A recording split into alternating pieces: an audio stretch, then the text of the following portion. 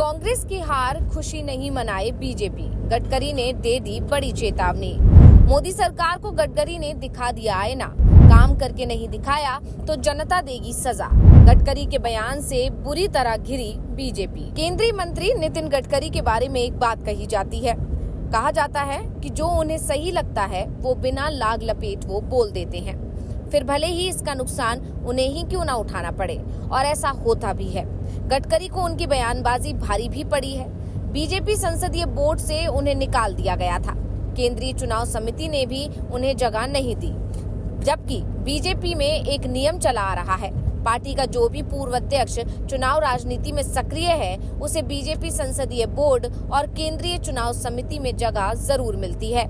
लेकिन गडकरी एकमात्र ऐसे बीजेपी के पूर्व अध्यक्ष हैं जिन्हें इन दोनों ही समितियों में जगह नहीं मिली है, जबकि वो आरएसएस के भी करीबी हैं, क्योंकि ये कहा जाता है कि गडकरी के बयान कहीं न कहीं पीएम नरेंद्र मोदी के खिलाफ जाते दिखाई देते हैं। और अब एक और बयान नितिन गडकरी ने दिया है, जिसके चलते वो एक बार फिर से निशाने पर हैं। तो क्या कहा गडकरी ने और क्यों ये बयान गडकरी पर ही पड़ सकता है भारी, आज हम इसी पर अपनी इस वीडियो में करेंगे चर्चा, तो वीडियो को आखिर तक जरूर देखें। नितिन गडकरी का एक बयान सामने आया है और इस बयान ने देश की सियासत में हलचल मचा दी है। शिरडी में बीजेपी के महाराष्ट्र सम्मेलन में बोलते हुए उन्होंने कहा कि हमें सिर्फ कांग्रेस को हराकर संतुष्ट नहीं होना चाहिए, हमें लोगों के जीवन में बदलाव लाना होगा, नहीं तो जनता हमसे पूछेगी कि हमने राज्य में लोगों के कल्याण के लिए क्या किया। लोग कहेंगे आपने वही किया जो उन्होंने किया। साफ है, अगर हम ये कहेंगे कि पिछली सरकारों ने काम नहीं किया इसलिए महाराष्ट्र या देश में विकास नहीं कर पाया, तो जनता का जवाब होगा कि पिछली सरकार ने काम नहीं किया इसलिए हमने उसे हटा दिया। अब आप काम नहीं करेंगे तो जनता ये सोचकर आपको बार बार नहीं चुनेगी कि पिछली सरकार ने काम नहीं किया तो हमने उन्हें हटा कर देख लिया। लेकिन हालात नहीं बदलते, इसलिए अब बदलाव की जरूरत नहीं है, ऐसा होने वाला नहीं है। अगर सरकार काम नहीं करेगी तो जनता बदलाव करने में देरी नहीं करेगी। गडकरी ने साफ कह दिया कि हमें पिछली सरकार से 10 गुना ज्यादा बेहतर काम करना होगा।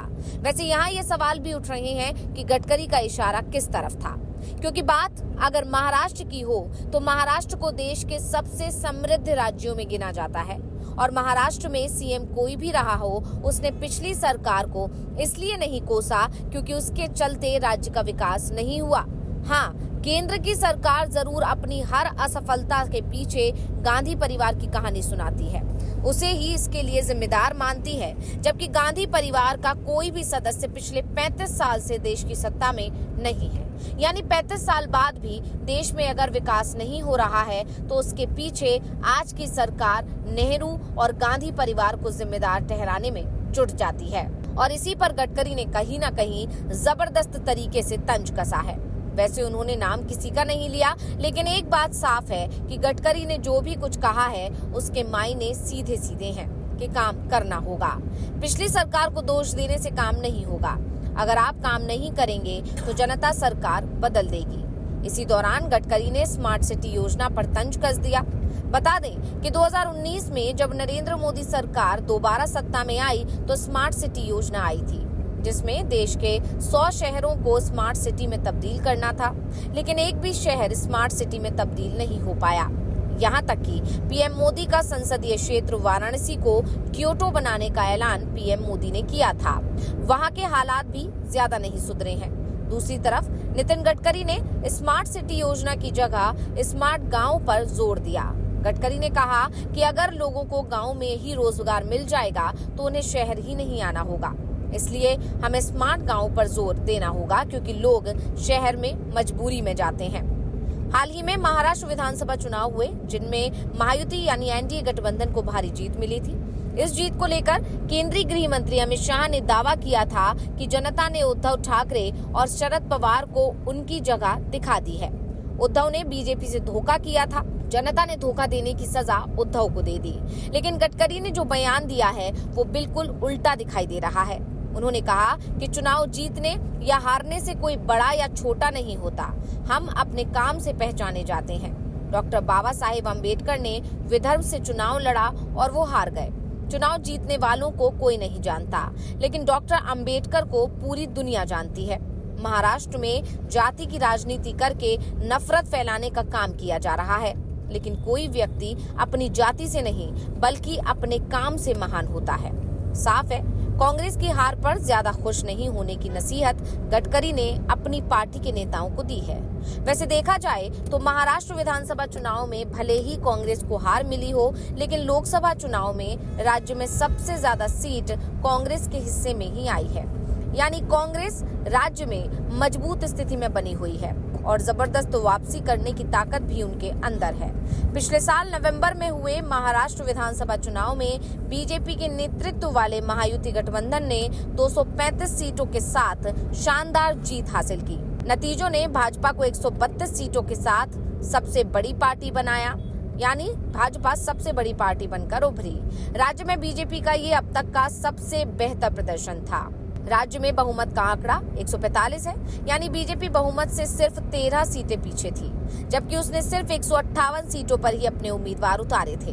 बीजेपी के गठबंधन सहयोगी शिवसेना को 57 और राष्ट्रवादी कांग्रेस पार्टी को 41 सीटों पर जीत मिली थी। दूसरी तरफ महाविकास अघाड़ी को बड़ा झटका लगा, जिसमें कांग्रेस को सिर्फ 16 सीटें मिली, जबकि शिवसेना यूबीटी 20 और एनसीपी शरद पवार गुट को 10 सीटें मिली। तो नितिन गडकरी का ये बयान बीजेपी की चिंता को बढ़ा सकता है।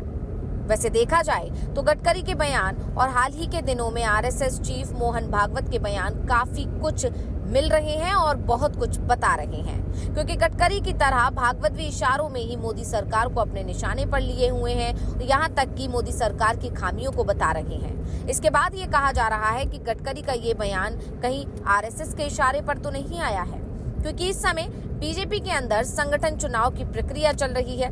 संगठन चुनाव में इस समय बीजेपी और आरएसएस के बीच टकराव की खबरें भी तेज हो गई हैं और इसका असर दिल्ली विधानसभा चुनाव पर पड़ता भी माना जा रहा है। संगठन चुनाव में इस समय बीजेपी और आरएसएस के बीच टकराव की खबरें भी आ रही हैं और इसी को लेकर दिल्ली विधानसभा चुनाव में भी बीजेपी की स्थिति खराब होती नजर आ रही है।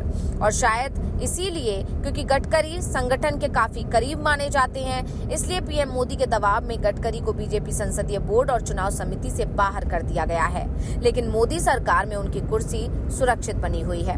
वैसे आरएसएस की तरफ से नितिन गडकरी को बीजेपी का अध्यक्ष बनाए जाने का प्रस्ताव भी दिया गया था, लेकिन पीएम मोदी की तरफ से साफ कह दिया गया कि गडकरी की जरूरत सरकार को है, लेकिन गडकरी के बयान सरकार की मुसीबत बढ़ाते हुए दिखाई दे रहे हैं। तो रिपोर्ट आपको कैसी लगी, हमें कमेंट करके अपनी राय जरूर दीजिएगा। इसी के साथ वीडियो को लाइक करें, वीडियो को शेयर करें और चैनल को सब्सक्राइब करना ना भूलें।